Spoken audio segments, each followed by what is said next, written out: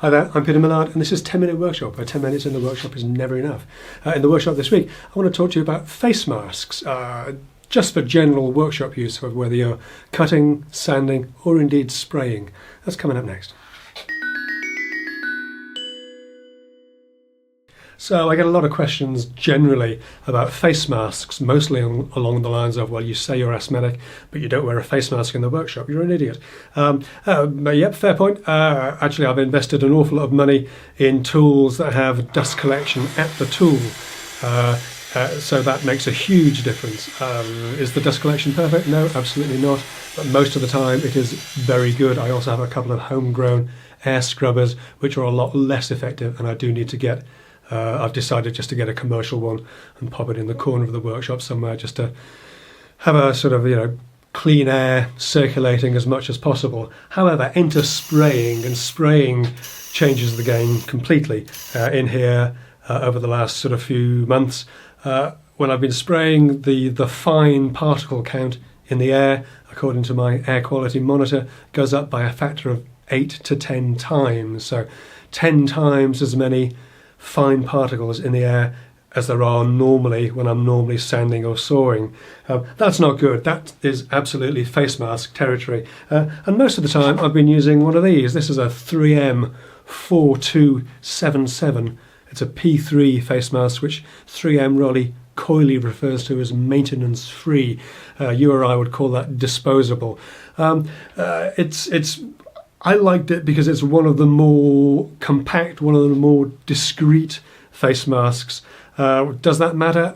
Actually, yeah. When I found that I was spraying big panels, you've then got to pick the big panel up and move it out of the workshop to somewhere where it can dry. And the other face masks, the one with the sort of bigger, bulkier, replaceable filters, they'd actually mark the painted panel.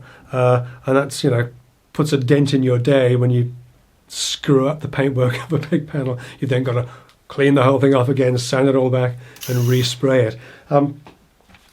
However, the 3M face mask does have a bit of a downside in that it's quite expensive.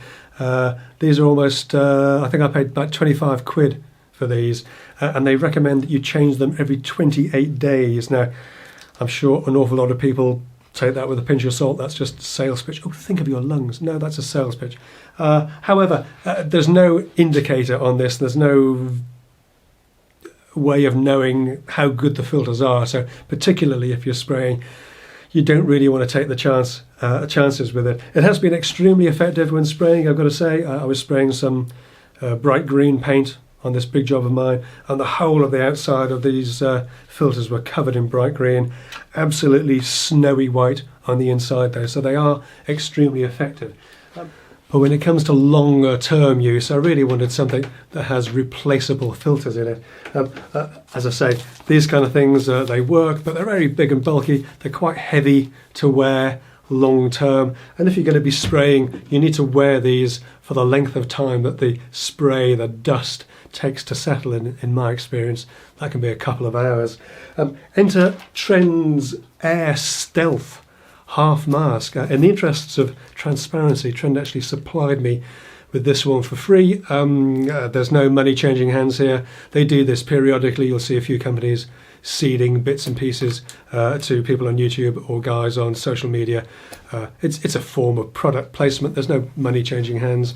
I really like these, mostly because as well as being relatively discreet, it's lightweight and it's comfortable. It's a P3 face mask and it has replaceable filters.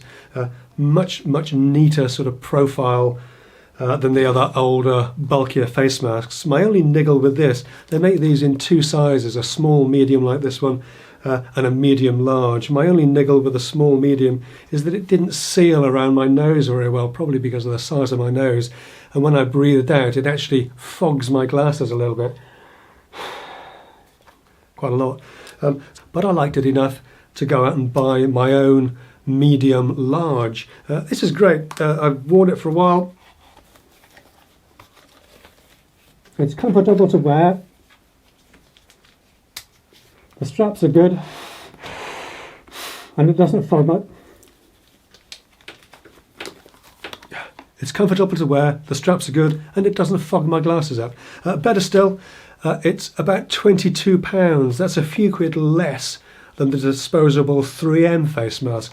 That's pretty good value. Now these come with a natty little plastic bag so that you can keep your face mask nice and clean between usage. Or if you're feeling fancy, you can buy a little hard cover to keep the mask in. A bit like a cricket box, isn't it?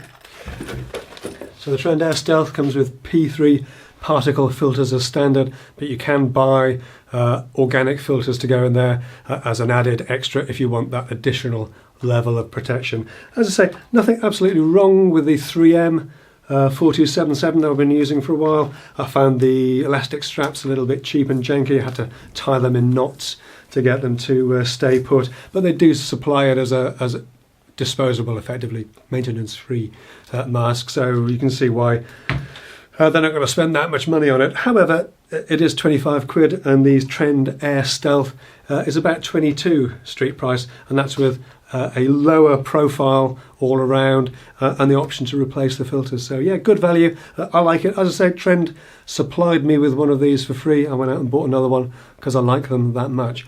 This is almost certainly going to be my face mask of choice going forwards. However, I will always keep my options open, and if something better comes along, then I'll look at using that as well. Anyway, that's it for this week. I hope you found this video useful.